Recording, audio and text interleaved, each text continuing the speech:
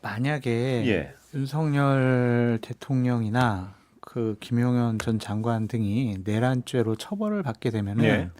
형법 90조에 의해서 네.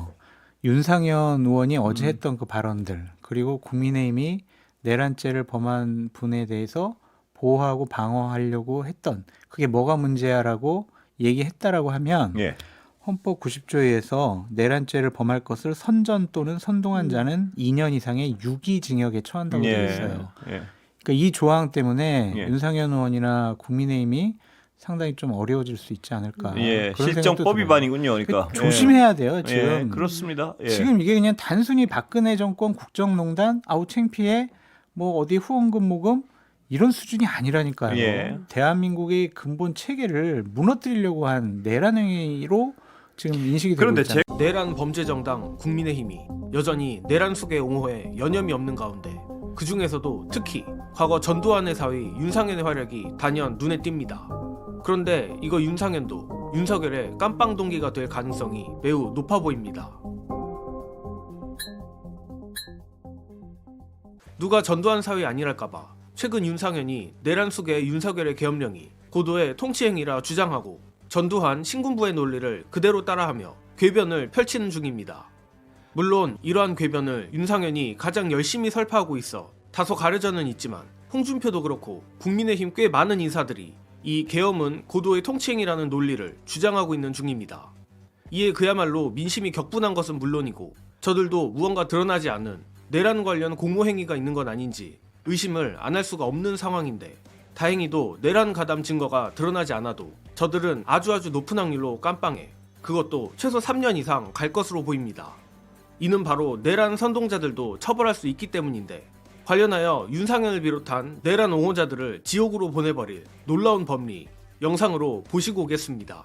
전두환의 전 사위 오선의 윤상현 의원은요 국민의힘 해체를 위해 제가 볼 땐 최선을 다하는 것 같아요. 네네. 계엄군이 총을 들고 국회에 들어왔고 윤상현의 동료 의원들을 체포하고 가두려고 했는데 네. 이번 윤석열의 내란 행위가 고도의 정치 행위였다라고 국회 동료들 앞에서 그따위 발언을 합니다.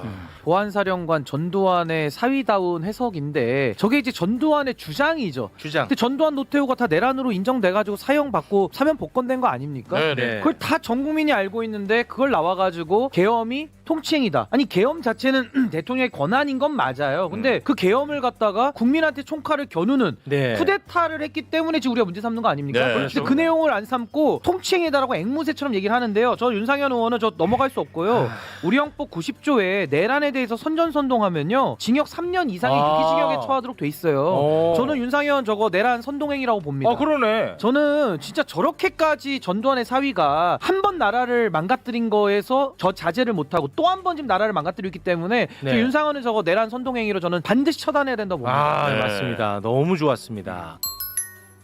앞서도 말씀드렸지만 현재 윤상현이 내란 속의 윤석열 옹호에 단연 선두에 서 있어서 윤상현이 모든 이슈를 잡아먹고 있지만 절대 홍준표도 잊어서는 안 됩니다. 또한 홍준표나 윤상현 외에도 제 기억이 맞다면 국민의힘 모 시의원 등 내란에 대해 옳은 결정이라든지 법적으로 문제가 안 된다고 온갖 헛소리들을 퍼뜨린 자들이 한둘이 아닌 걸로 압니다. 이제부터는 이 공화국의 적들을 공화국의 법률로서 처벌하는 일만 남았습니다. 절대 저들에게 선처나 빠져나갈 구멍을 줘서는 안 됩니다. 또한 저렇게 적극적으로 내란을 옹호하는 인간들도 그렇지만 이번 내란 관련해 아무것도 하지 않았다 내지는 법무부 장관 박성재처럼 우려를 표했다는 식으로 이상한 소리를 하는 인간들 역시 반드시 단죄해야 마땅합니다. 이는 단순히 제가 감정적으로 말하는 것이 아니라 내란죄는 이른바 부작위, 무언가를 하지 않은 자들에 대해서도 처벌을 할 수 있기 때문인데 이 부분은 요즘 뛰어난 활약을 하고 있는 박선원 의원의 해설로 가름하겠습니다. 조국 의원이 이제 박성재 법무부 장관한테 나와서 이제 윤석열 변호할 거냐 물었을 때 제 코가 석자입니다 이렇게 얘기하지 않았습니까? 정확한 말이지. 네. 코가 석자지. 그러면 뭔가 할 때 이 사람도 알고 있는 걸 다 토해낼 가능성이 있는 거겠죠? 이 사람들 장관급 이상은요 무조건 네. 20년 이상이에요. 이거 봐주는 게 어딨어요. 제가 어제 그 총리한테 분명히 이야기했잖아요. 네. 심의 끝내고 총리가 어디로 갔어요? 집으로 가서 잤어요? 총리실로 가가지고 국무조정실장 불렀잖아요. 네. 계엄 임무 종사 시작한 거예요. 그게 모든 장관 중에 집무실로 간 사람 다 계엄 임무 종사한 거예요. 내란은요 있잖아요. 아는 순간 막아야 돼요. 아, 그렇죠. 인지하는 순간. 안 막으면은 다 내란 가담이에요. 네. 정상 참작은 내란을 행하기 전에 그거 딱 써져 있어요. 군형법에 내란을 행하기 전에 알고 막아야 정상 참작이 된다. 알고 막아야 무죄다가 아니고 알고 막고 신고를 해야 정상 참작이 된다. 이렇게 돼 있어요. 다시 말씀드리지만 앞서 말한 윤상현, 홍준표를 포함해 이번 내란에 분명 책임이 있음에도 그저 수수방관한 고위 공무원들을 우리가 잊어서는 안 됩니다. 내란 수괴 윤석열을 처벌하는 것은 기본값 중의 기본값이고 개인적으로 더 중요한 일은 바로 저 내란 부역자들 및 내란 선동자들을 처벌하는 일이라 생각합니다. 따라서 대한민국의 가장 큰 패착이자 아픈 역사인 부역자 처벌을 부디 이번만큼은 철저하게 해주기를 기원하며